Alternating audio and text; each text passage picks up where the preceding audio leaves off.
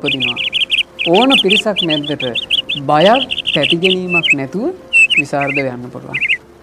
ඊළඟට බඹසර සීල සුරකින්න කෙනා බඹසරේ ආනුභාවයෙන් බඹසරේ බලයෙන් එයාට සසර ගමනේ ස්ත්‍රී ජීවිත ලැබෙන්නේ.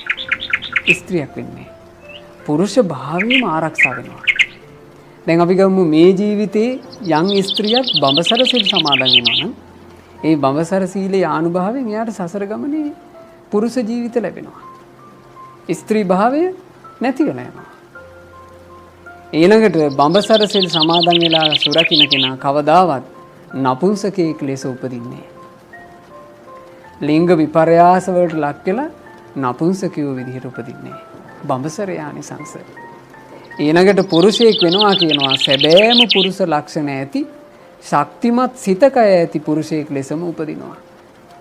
පුරුෂයෙක් කිව්වට අර ගෑනු ගති තියෙන පුරුෂයෝ නෙවෙයි.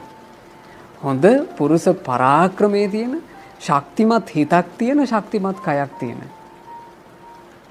Tamanට හොඳ තද තීරණවල ඉන්න පුළුවන් ශක්ති සම්පන්න පුරුෂයෙක් බවට පත් වෙලා උපදිනවා.